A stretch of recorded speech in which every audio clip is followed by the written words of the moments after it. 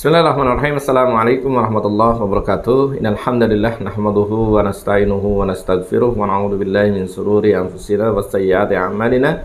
May yahdihillahu fala mudilla lahu wa may yudlil fala hadiya lahu. Asyhadu an la ilaha illallah wahdahu la syarika lahu wa asyhadu anna Muhammadan abduhu wa rasuluhu la nabiyya ba'dah.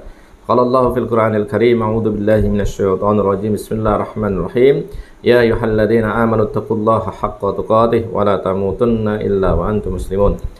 Sahabat yang dirahmati Allah Subhanahu wa taala, senantiasa kita bersyukur atas karunia Allah Subhanahu wa taala dan bersalawat atas Rasulullah sallallahu alaihi wasallam. Insyaallah hari ini kita akan membahas terkait dengan sebuah tema, ya, karir perempuan atau karir muslimah dalam perspektif sirah sahabiyah, ya. Jadi insyaallah hari ini kita akan bicarakan apakah seorang muslimah, ya, seorang perempuan, seorang wanita itu boleh untuk berkarir di dalam Islam, ya. Sebelumnya kita melihat bagaimana kedudukan para wanita ini, ya, ketika masa, ya, sebelum Islam, ya. Kita ketahui pada masa-masa sebelum Islam, baik Yunani, Romawi, India, bahkan Arab, ya, Arab sebelum Islam menempatkan perempuan itu sebagai kasta yang terendah, ya, menempatkan perempuan itu sebagai gender di bawah laki-laki lah. Terus kemudian menempatkan perempuan itu seperti budak, ya, seperti pemuas nafsu seks, ya. Terus kemudian seperti pelayan dan yang lain, tidak mendapatkan kehormatan. Wanita-wanita, perempuan-perempuan sebelum Islam, maka kedudukannya sangat-sangat tidak mulia. Mereka kadang-kadang dijadikan selir tanpa status, gitu ya. Selir para rajanya tanpa status pernikahan, ya, anaknya bagaimana dan yang lainnya tidak diakui. Sebagian yang lain menjadikan perempuan itu sebagai budak, ya, pemuas nafsu seksnya. Ya, sebagian yang lain hanya menjadikan pelayan saja. Sebagian yang lain pada masyarakat sebelum Islam itu mereka menjadikan wanita atau perempuan ini sebagai tontonan atau sebagai boneka saja yang bisa diganti kapan saja semau mereka, ya. Bahkan di masyarakat Arab sebelum Islam datang, perempuan itu adalah kasta kedua. Orang-orang Arab malu kalau punya anak perempuan itu. Ya, orang-orang Arab malu kalau kemudian melahirkan anak perempuan. Maka kalau kita lihat dalam tarikh, tidak sedikit orang-orang Arab itu kemudian membunuh anak perempuannya secara hidup-hidup karena merasa melahirkan anak perempuan itu aib. Ya, aib. Maka Islam datang dengan segala keindahannya, dengan segala syariatnya yang memuliakan perempuan. Ya, jadi dalam Islam itu yang kemudian hanya menempatkan perempuan itu di atas, ya, di masyarakat atas, ya, mensejajarkan dengan lelaki dalam berbagai perkara, namun tidak sepenuhnya sama, ya, karena memang laki-laki berbeda, perempuan berbeda. Namun dalam beberapa hal, ya, tidak ada perbedaan antara laki-laki dengan perempuan, ya. Dan bahkan dalam Al-Qur'an itu kita sudah paham semuanya bahwa ada surat An-Nisa dan tidak ada surat Ar-Rijal misalkan, seperti itu tidak ada, ya. Nah, saya ambil beberapa referensi, ya, bahwa karir seorang perempuan dalam sirah sahabiyah ini saya ambil daripada sebuah kitab, mungkin, ya, sebuah buku yang berjudul Nisa'un Haula Rasul, perempuan-perempuan di sekitar Rasulullah Shallallahu Alaihi Wasallam, ya. Jadi Islam memang Islam. Maka kalau hari ini Islam kemudian bisa mendapatkan hati di perempuan, ya, karena keindahan Islam. Bahkan di perempuan-perempuan, wanita-wanita muslimah di Eropa, ya, di Amerika itu banyak yang kemudian perempuan masuk Islam, ya, karena memang di Islam ini yang kemudian mengakomodasi, ya, mengakomodasi keinginan-keinginan apa yang diinginkan oleh mereka terpenuhi, ya. Namun sebelum kita menginjak ke sana bahwa karir perempuan dalam perspektif sirah sahabiyah, saya ingin memberikan batasan terkait dengan dua hal di dalam Al-Quran untuk pembatasan karir seorang perempuan.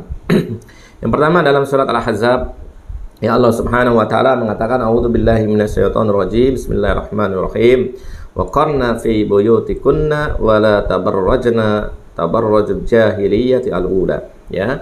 Hendaklah kalian tetap wa qarna fi buyutikunna, dan hendaklah kamu tetap di rumah-rumah kalian, wala tabarrajna tabarrujal jahiliyatil ula, ya, dan janganlah kamu berhias bertingkah laku seperti orang-orang jahiliyah yang terdahulu. Nah, ini ya untuk muslimah, ya untuk akhwat, nah, semuanya ya.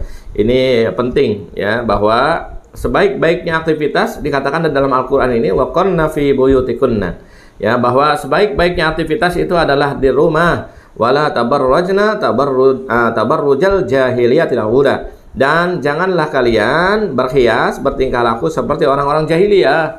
Orang-orang jahiliyah itu ya, ketika mereka keluar dari rumah-rumah mereka itu, maka mereka ya mempertontonkan auratnya, ya, memperlihatkan perhiasan-perhiasannya yang bisa ya gelang dan yang lain-lain. Memakai pakaian yang tidak menutup aurat, ya, memakai parfum yang berlebihan, ya, sehingga menarik lawan jenisnya. Nah, itu adalah kebiasaan-kebiasaan yang dilakukan oleh perempuan-perempuan jahiliyah. Yang kedua, ayat yang perlu saya ingatkan kepada wanita perempuan muslimah adalah di dalam surat An-Nur ayat ke-31, bagaimana Allah Subhanahu wa taala mengingatkan ya kepada orang-orang perempuan-perempuan beriman, wa kullil mu'minati yaghdudna min absarihinna wa yahfadna furujahunna wa la yubdina zinatahunna illa ma zahara minha wal yadribna bi khumurihinna ala junubihinna. Ya, jadi Allah Subhanahu wa taala mengatakan di ayat kedua, yaitu surat An-Nur ayat 31, dan katakanlah kepada orang-orang perempuan-perempuan yang beriman, hendaklah mereka menahan pandangannya, ghudul basar, dan kemaluannya, dan janganlah mereka menampakkan perhiasannya ya, kecuali yang biasa nampak daripadanya, dan hendaklah mereka menutup kain kerudung ke dalam dadanya, ya, dan janganlah menampakkan perhiasan kepada suami mereka, dan seterusnya. Ya, dua ayat ini menjadi landasan ya seorang perempuan wanita ya untuk berkarir. Yang pertama adalah surat Al-Ahzab, bahwa Allah Subhanahu wa taala mengatakan sebaik-baiknya aktiviti itu seorang perempuan itu di rumah. Boleh keluar rumah itu selama bisyurut, dengan syarat-syarat yang terpenuhi. Syaratnya yang pertama adalah jangan bertingkah laku seperti orang-orang atau perempuan-perempuan Arab jahiliyah pada waktu itu. Apa mereka kebiasaan-kebiasaannya? Mempertontonkan auratnya, ya, memakai pakaian yang memang memperlihatkan auratnya, ya, kemolekan tubuhnya, ya, kemolekan tubuhnya, keindahan tubuhnya. Mereka pertontonkan, memakai parfum yang berlebihan, gitu ya, sehingga kemudian kita lewat, gitu ya, perempuan lewat itu wah, sudah tercium wanginya, ya, dan kebiasaan-kebiasaan jahiliyah yang lainnya. Maka ya, saya katakan bahwa sebaik-baiknya aktivitas perempuan itu di rumah. Yang kedua, boleh perempuan itu berkarir di luar, mengerjakan perempuan itu satu, selama selama tadi ya tidak melakukan kebiasaan-kebiasaan yang dilakukan oleh orang-orang jahiliyah, mempertontonkan auratnya, memakai parfum berlebihan dan yang lainnya. Yang kedua, di dalam surat An-Nur ayat 31 itu, agar perempuan kalau keluar rumah itu menggunakan jilbab atau menggunakan kerudung yang menutup seluruh auratnya kecuali yang biasa nampak, yaitu muka dan telapak tangannya. Ya, seperti itu. Jadi itu yang dikatakan oleh para ulama, meskipun kemudian berbeda pandangan para ulama ini antara terkait dengan wajah ini, apakah ini bagian dari aurat juga yang memang harus ditutup atau tidak, ya. Artinya ini menjadi perdebatan para ulama. Tapi yang disepakati oleh para ulama itu bahwa misalkan masyhur itu adalah muka dan telapak tangan itu adalah perhiasan yang boleh dinampakkan. Ya, meskipun berbagai mazhab, misalkan ya mazhab Syafi'i yang menjadi mazhab mayoritas umat Islam di Indonesia itu mengatakan bahwa ya muka itu bagian dari aurat sehingga harus memakai niqab atau memakai cadar. Nah, itu bagian perselisihan. Intinya seorang muslimah itu boleh berkarir jika dua syarat itu terpenuhi, ya. Boleh keluar rumah itu jika dua syarat itu terpenuhi. Yang pertama adalah tidak melakukan kebiasaan-kebiasaan perempuan-perempuan jahiliyah. Yang kedua adalah dengan cara menutup aurat secara sempurna sehingga auratnya itu tidak dilihat oleh laki-laki yang ada di sekitarnya. Ya, dua syarat itu. Ya. Namun kemudian kita lihat ya bahwa hari ini telah banyak perempuan-perempuan yang meniti karir, ya, berdasarkan tadi syariat yang diajarkan oleh Islam, maka kita lihat ya dalam sirah sahabiyah banyak perempuan-perempuan yang kemudian mereka meniti karir bahkan sukses dalam karir-karir mereka ya. Bahkan mereka sukses dalam karir-karir mereka ya, menjadi orang-orang terpandang pada waktu itu ya. Dengan segala keindahan, dengan segala kehebatan mereka, mereka dimuliakan oleh Allah Subhanahu wa taala dengan karir-karir mereka yang mereka miliki ya. Kalau kita lihat misalkan ya perempuan yang di sekitar Rasul yang pertama yang kita ambil ya, yang kita ambil contohnya untuk dijadikan contoh kepada para perempuan dan wanita dan akhwat-akhwat muslimah. Yang pertama adalah dari istri Rasulullah. Dari istri Rasulullah ini saya ambil dua saja ya. Dari Khadijah radhiyallahu anha dan dari Aisyah radhiyallahu anha ya. Jadi yang pertama adalah dari Khadijah. Khadijah adalah seorang janda ya. Janda, dia seorang saudagar yang kaya, terkemuka ya di Mekah tersebut ya. Dia merupakan orang kaya, saudagar yang secara hartanya diakui oleh para pembesar Quraisy tersebut ya. Khadijah perempuan yang cantik, ya, dewasa, terus kemudian memiliki pergaulan yang luas dan memiliki harta yang banyak yang didapatkan dari hasil perniagaan ya. Jadi ketika sebelum menjadi istri Rasulullah SAW, Khadijah ini sudah menjadi seorang saudagar, menjadi seorang yang kaya.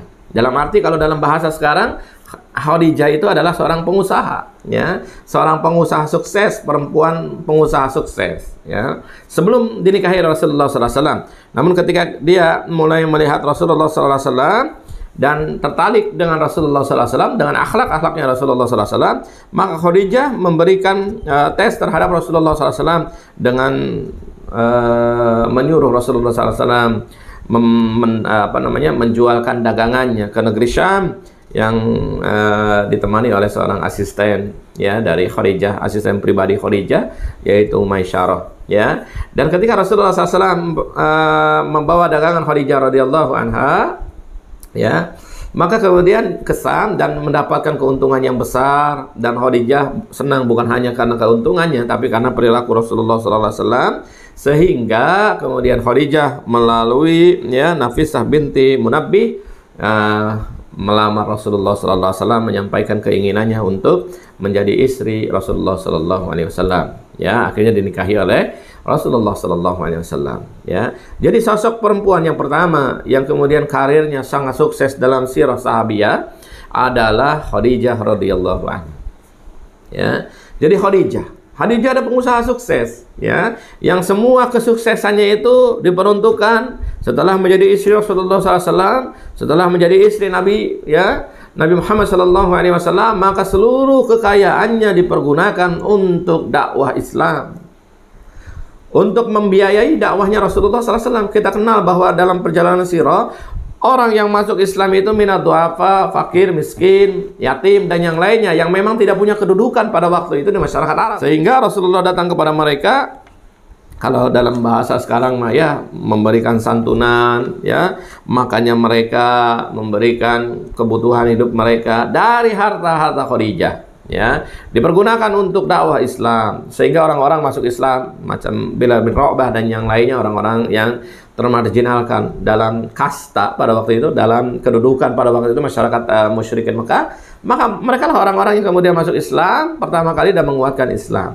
Tentu semuanya harta yang diberikan Khadijah itu untuk dakwah Rasulullah SAW. Maka hari ini ya sahabat Uim yang dirahmati Allah Subhanahu wa taala ya, perempuan-perempuan mukminah ya, hari ini boleh berkarir. Silahkan ya, pilih karir, dan karir yang contohkan dalam sirah sahabiyah yang pertama adalah menjadi pengusaha. Boleh ya, boleh menjadi pengusaha itu selama tadi ya tidak melakukan kebiasaan-kebiasaan jahiliyah dan menutup aurat secara sempurna. Hari ini banyak perempuan kemudian menjadi pengusaha-pengusaha sukses, banyak muslimah-muslimah yang menjadi pengusaha-pengusaha sukses, silahkan ya. Namun kembalikan ya, sebagaimana Khadijah ketika menjadi pengusaha sukses, maka hartanya bukan untuk menyenangkan pribadinya, bukan untuk poya-poya, bukan untuk bersenang-senang, tapi kembali kepada untuk kepentingan dakwah Islam ya. Karena di beberapa perempuan ini banyak sekali yang kemudian mempunyai potensi untuk itu, menjadi pengusaha muslim. Jika hari ini bisa melakukan menjadi pengusaha muslimah, maka lakukanlah. Dan kemudian ya, setelah kemudian sukses dengan karir pengusaha muslimah itu kembali kepada Islam, kembalikan semua hasilnya untuk kemajuan Islam, untuk dakwah Islam. Ya, jadi karir yang pertama yang diperbolehkan oleh syariat selama syarat-syarat yang terpenuhi sesuai dengan fikih sirah itu adalah menjadi seorang pengusaha sebagaimana Khadijah radhiyallahu anha. Ya. Kemudian yang kedua, ya kita lihat dari pribadi istri Rasulullah SAW adalah dari Aisyah radhiyallahu anha. Ya. Ya. Kalau kita lihat Aisyah ini adalah istri Rasulullah SAW yang dimiliki, ya, yang dinikahi oleh Rasulullah Sallallahu Alaihi Wasallam bersamaan dengan Saudah, ya, Saudah binti Jam'ah. Ya. Jadi ada berbagai persepsi terkait dengan pernikahan Rasulullah setelah Khadijah ini. Ada yang mengatakan bahwa Rasulullah setelah Khadijah kemudian ditawarkan terkait dengan untuk menikah. Lalu Rasulullah SAW, siapa yang mau dengan saya? Tanya lagi, mau janda, mau perawan? Kalau janda siapa? Kalau perawan siapa? Kata Rasulullah SAW. Maka kemudian kalau janda Saudah binti Jam'ah, kemudian kalau perawan Aisyah binti Abu Bakar, seperti itu. Dan keduanya kemudian dinikahi oleh Rasulullah SAW.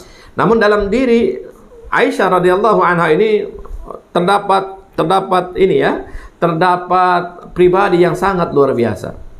Ya, dalam diri Aisyah ini terdapat pribadi yang sangat luar biasa. Ya, Aisyah pribadi yang cerdas. Ya, Aisyah meskipun kemudian dalam sirah itu kita mendapatkan kekurangan, yaitu tidak diberikannya keturunan dari Rasulullah SAW, meskipun dia adalah orang yang dinikahi oleh Rasulullah, perawan satu-satunya, namun tidak diberikan keturunan. Namun Aisyah tidak murung, ya, tidak kemudian melarut dengan tidak punya keturunan tersebut. Namun kemudian Aisyah memanfaatkan, ya, potensinya yang dia miliki untuk kepentingan Islam dan dakwah Rasulullah SAW. Aisyah menjadi perawi hadis yang sangat banyak meriwayatkan hadis dari Rasulullah SAW. Berbagai sumber mengatakan ada yang 4.000 hadis dihafalkan oleh Aisyah. Ya, dan Aisyah ini, ya, kemudian menjadi guru dari para sahabat setelah Rasulullah SAW meninggal.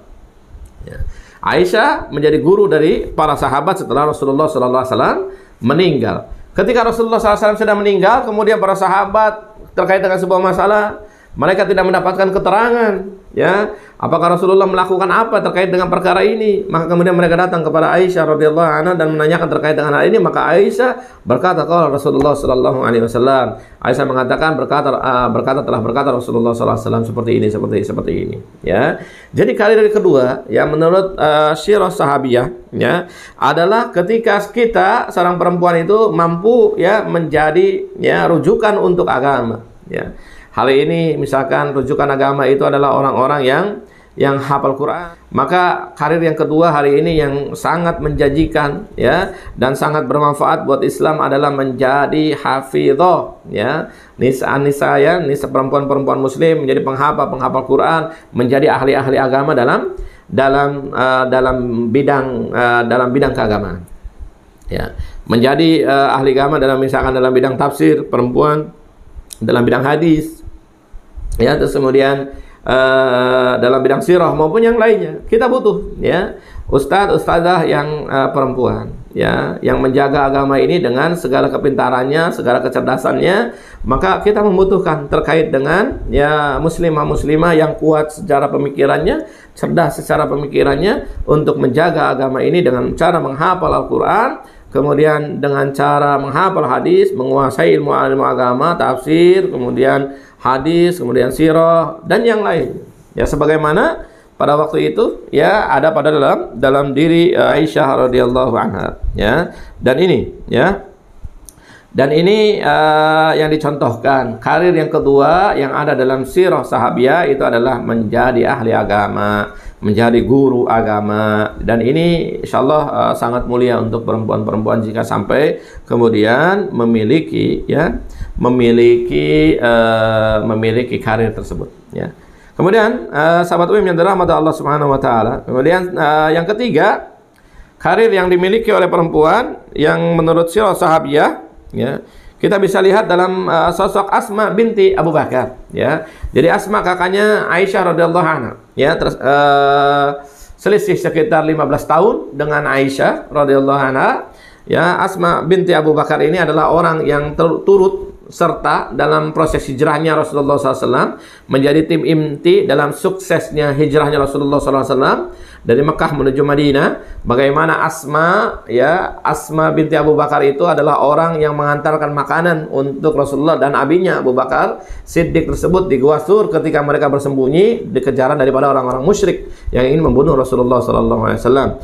Asma yang pada waktu itu sedang hamil besar kemudian menghantarkan makanan untuk abinya dan untuk Rasulullah SAW, naik dari Mekah ke Gunung Sur, ya, dari Mekah ke Gunung Sur, ya, puluhan kilometer dalam kondisi hamil besar. Tentunya yang ummahat, yang perempuan yang sedang hamil, tahulah bagaimana kondisi ketika hamil besar itu, ya, susah gerak, gitu ya, susah melakukan aktivitas apapun. Nah, ini mengantarkan makanan untuk Rasulullah SAW. Namun tidak itu, ya, bukan hanya itu prestasi daripada Asma binti Abu Bakar ini, ya, dia juga terkenal menjadi seorang petani, ya, yang membantu suaminya. Asma ini kita kenal bahwa dia adalah perempuan yang memiliki 2 ikat pinggang.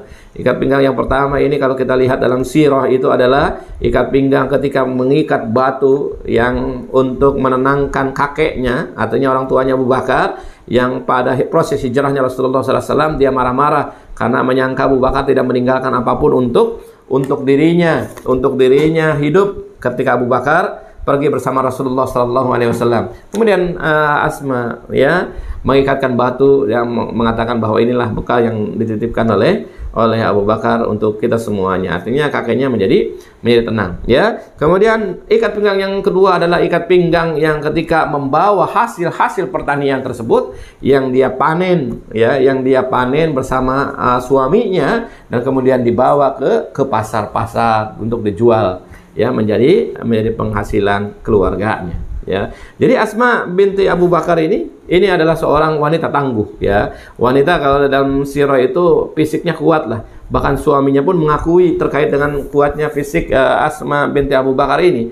Maka dia mengatakan, oh, Asma ini perempuan hebat, gitu ya. Jadi kalau saya misalkan sanggup membawa 20 kilo terkait dengan hasil pertanian, Asma itu bisa 25 kilo. Artinya secara fisik Asma ini adalah perempuan yang hebat lah, ya, yang hebat sehingga dia sanggup memikul, ya, hasil pertanian itu dan membawanya ke pasar untuk dijual. Maknanya, ya, seorang perempuan muslimah itu boleh menjadi petani, ya, cuma tadi syaratnya, ya, auratnya tertutupi secara sempurna. Yang kedua adalah tidak melakukan kebiasaan-kebiasaan dari perempuan-perempuan jahiliyah, ya. Yang ketiga, contoh yang ketiga adalah dimiliki oleh Ummu Kulsum binti Ali bin Abi Thalib. Ini istrinya daripada Umar bin Khattab. Dia besanan dengan Ali bin Abi Thalib, ya. Anaknya itu umurnya masih muda, diminta oleh Umar bin Khattab. Ya, awalnya Ali bin Abi Thalib tidak mengizinkan, namun kemudian akhirnya mengizinkan Umar bin Khattab itu menikahi Ummu Kulsum. Dalam satu kesempatan Umar bin Khattab itu lagi, kalau hari ini bahasanya apa, ya, turun ke jalan itu, ya, belusukan lah, ya. Kalau dalam bahasa sekarang ini, pejabat-pejabat sekarang ini belusukan ke jalan-jalan, melihat masyarakatnya, melihat rakyatnya terkait dengan pengawasan. Rakyatnya ada yang kurang, ada yang enggak, gimana gitu, ya. Umar itu melakukannya, ya. Pada satu kesempatan Umar bin Khattab itu melihat perempuan sedang meringis kesakitan. Akhirnya Umar bin Khattab masuk dan menanyakan suaminya apa yang kemudian sedang menimpa perempuan tersebut, dan suaminya mengatakan istrinya mau lahiran, gitu, ya, mau lahiran. Maka kemudian Umar bin Khattab datang kepada Ummu Kulsum, ya. Ummu Kulsum datang dan kemudian membawa Ummu Kulsum itu, ya, untuk menemani perempuan Arab Badui itu yang proses lahiran, ya. Dan ketika itu semuanya dibantu oleh Ummu Kulsum, istri Khalifah bin Khattab, ya, dibantu persalinannya. Dan ketika anak itu lahir, baru Ummu Kulsum itu berbicara kepada Umar bin Khattab, "Ya Amirul Mukminin, kabarkan kepada laki yang bersama engkau bahwa dia sudah menjadi ayah." Nah, di situ kaget lah, ya, kaget, suaminya kaget, gitu, ya, bahwa yang selama ini menolongnya itu adalah Amirul Mukminin Umar bin Khattab, seorang khalifah, dan istri yang membantu istrinya tersebut adalah istri Amirul Mukminin, yaitu Ummu Kulsum. Nah, ini hal yang luar biasa yang dicontohkan oleh kisah sahabiah maupun kisah sahabat Rasulullah Sallallahu Alaihi Wasallam. Ya, jadi karir yang ketiga, ya, yang kalau kita lihat dalam fikih sirah atau dalam fikih sirahnya sirah sahabiah ini adalah seorang bidan, seorang perempuan. Ya, ini perempuan ini lahiran ini masalah urusan mohon maaf ya, kemaluannya perempuan. Maka yang lebih berhak melihatnya adalah seorang perempuan. Sama seperti hari ini, misalkan ketika waktu itu ya Aisyah bukan hanya meriwayatkan hadis, bukan hanya meriwayatkan dari Rasulullah SAW, tapi di luar itu Aisyah itu seorang tabibah ya, seorang dokter yang waktu itu sangat mumpuni. Jadi ketika diajak Rasulullah SAW datang ke sebuah tempat ya, dan kemudian mempelajari terkait dengan kedokteran, obatnya ini, sakit ini, obatnya ini, sakit ini, obatnya ini. Maka kemudian ya Aisyah menghafal itu semuanya tuh. Ya, sakit ini obatnya ini, sakit ini obatnya ini, sakit ini obatnya ini. Sehingga ketika Rasulullah SAW sudah meninggal, banyak orang yang kemudian sakit itu berobat kepada Aisyah radhiyallahu anha. Dan ini kehebatan Aisyah berikutnya. Maka menjadi seorang bidan itu adalah profesi yang harus diambil oleh seorang muslimah. Dan menjadi seorang dokter, menjadi dokter itu juga seorang profesi yang harus diambil oleh seorang muslimah. Apalagi hari ini ya, yang wajib ya, sangat-sangat wajib adalah menjadi dokter kandungan. Ya, menjadi dokter kandungan. Kita lihat misalkan di rumah sakit hari ini dokter kandungan rata-rata laki-laki, padahal yang diurusnya itu adalah perempuan. Maka ini harusnya diambil oleh perempuan, dan itu akan sangat bermanfaat dan insya Allah akan menghindarkan fitnah untuk perempuan-perempuan ya. Dan sahabat yang dirahmati Allah Subhanahu wa taala, tentu banyak ya karir-karir yang boleh diambil oleh perempuan selama ya syaratnya terpenuhi tersebut ya. Dan yang terakhir yang saya ingin ambil adalah karirnya Hindun bin Utbah ya. Hindun ini adalah pada awalnya ya orang-orang musyrikin, istrinya Abu Sufyan yang pada perang Uhud kemudian berhasil membayar Wahsy untuk membunuh Hamzah bin Abdul Muthalib ya. Hamzah dibunuh dan kemudian diambil hatinya, dimakan oleh Hindun. Namun Hindun kemudian akhirnya masuk Islam ketika proses Fatu Mekah.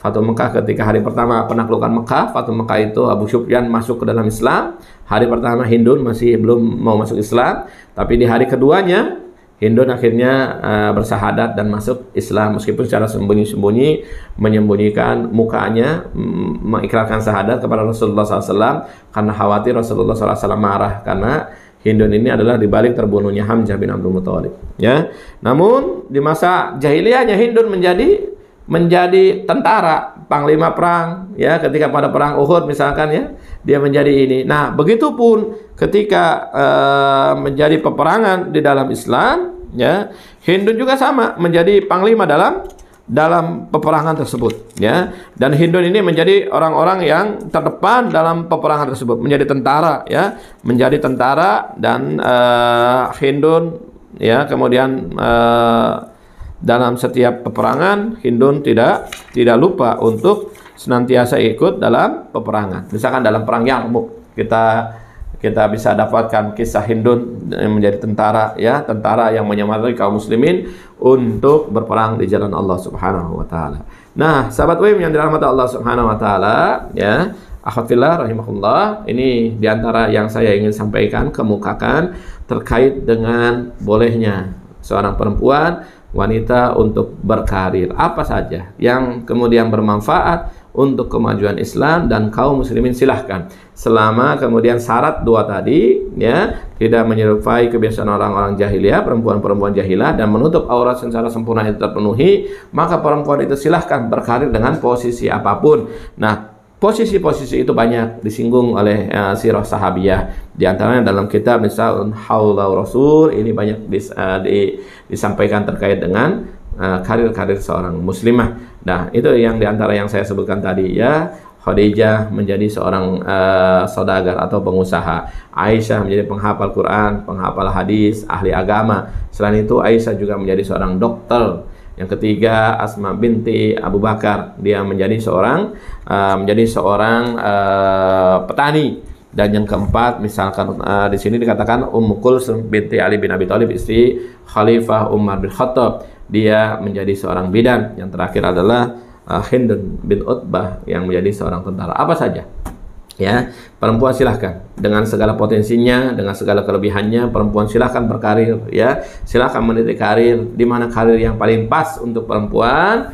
Namun syariat sudah mengajarkan bahwa perempuan itu tidak sebebas laki-laki yang pergi kemana-mana, ya, yang kemudian dia bisa kemudian berperilaku seenaknya. Tidak seperti itu, ya. Ada batasan-batasan syar'i yang harus dipenuhi oleh seorang perempuan ketika berkarir, ya, di dunia, adalah seperti itu. Namun apapun hasilnya kehidupan dunia itu, maka kemudian kembalikan kepada jalan perjuangan, kepada dakwah Islam, sebagaimana dulu sahabiah juga berjuang berkarir itu bukan untuk pribadi-pribadinya, tapi untuk dakwah Islam dan untuk perjuangan Islam. Aku qouli hadza wa astaghfirullah li wa lakum sayyidil muslimina wal muslimat innahu wal ghafurur rahim. Assalamualaikum warahmatullahi wabarakatuh.